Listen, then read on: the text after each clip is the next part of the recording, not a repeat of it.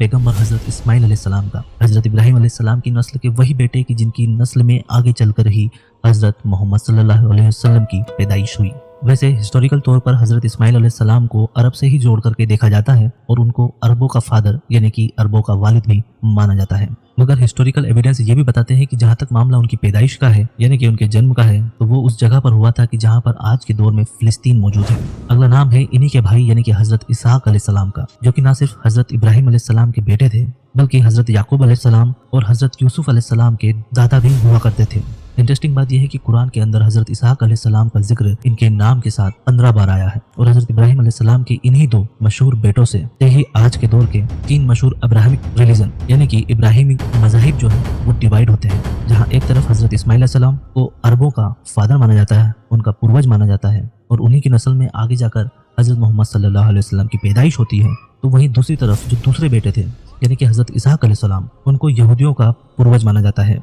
और साथ ही साथ उन्हीं की नस्ल में आगे जाकर हजरत ईसा अलैहिस्सलाम की पैदाइश होती है, जिनको आज के दौर में आबादी के लिहाज से दुनिया के सबसे बड़े मजहब यानी कि क्रिश्चियनिटी में सबसे ज्यादा अहमियत दी जाती है। फिलहाल ये हजरत इसहाक अलैहिस्सलाम फिलिस्तीन के इलाके में पैदा हुए और हमारी इस लिस्ट में अगला नाम है वो है हजरत याकूब अलैहिस्सलाम, जो इन्हीं हजरत इसहाक अलैहिस्सलाम के बेटे थे और इन्हीं के इलाके यानी कि फिलिस्तीन में पैदा हुए थे।